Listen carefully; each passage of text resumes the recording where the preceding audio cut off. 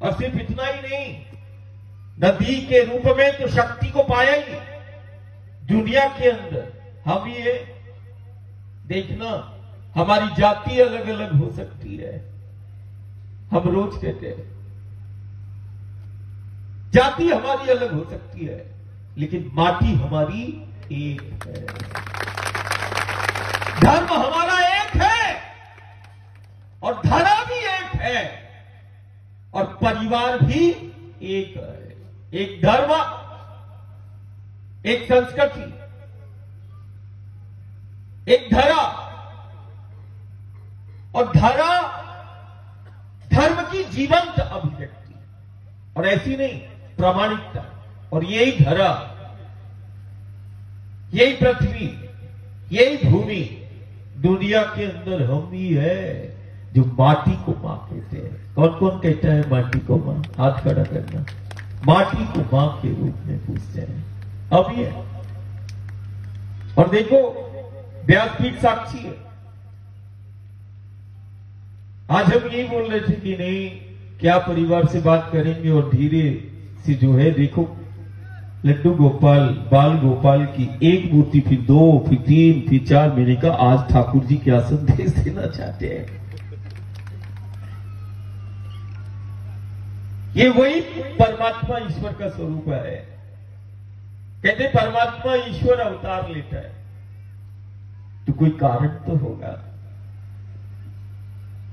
लेकिन हम एक लाइन में यदि बोले कि परमात्मा ईश्वर अवतार लेता है तो उसके पीछे क्या कारण है? तो एकमात्र कारण है अवतार का। जो इस जीव जगत का आधार है उसी के लिए परमात्मा का अवतार है, जो हमारा आधार है। और वो आता है और जो इस जीव जगत का आधार है, उन आधार शक्तियों का बोध कराता है। जैसे देखना, ठाकुर जी आए, कृष्ण का अवतार होता है। नंद बाबा के गांव में यमुना श्री जी के तट पर लीला करते हैं, और जब जब गुरु गोविंद की लीला होती है तो लीला बोध कराती है। गुरु गोविंद की लीला ने बोध कराया। राम कृष्ण की लीला बोध कराती है। गुरु गोविंद की लीला जीना सिखाती है। गुरु गोविंद की लीला हमें आत्मनिर्भर बनाती है कि कैसे हम अपने घर, परिवार, समाज को आत्मनिर्भर करें। गुरु गोविंद की लीला भयमुक्त करती है। गुरु गोविंद की लीला ने समाज की एकता, अखंडता का सूत्रपात किया, संगठित किया। एक ऐसी लीला राम की, एक ऐसी लीला कृष्ण की, और फिर आधार शक्तियों का भी परिचय कराया जो हमारे जीवन का आधार है। और सिर्फ हमारे नहीं, समूचे जगत का आधार है। हमने खूब भागवत में सुना कि ठाकुर जी माखन लीला करते हैं। हाथ खड़ा करो, कौन कौन ने माखन लीला सुना? बोलते ना, माखन चोर किसको बोलते हैं? कृष्ण जी को। देखना,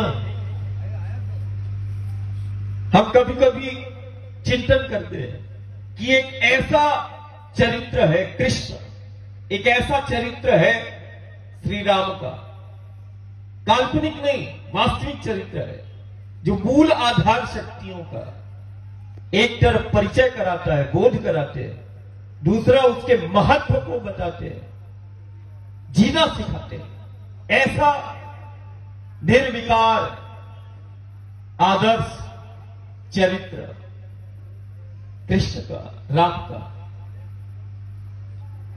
लेकिन बड़ी सहजता से हमें बता दिया जाता है, माखन खाने वाला, माखन लीला करने वाला, महारास करने वाला, लड्डू गोपाल, ऐसे चित्रण।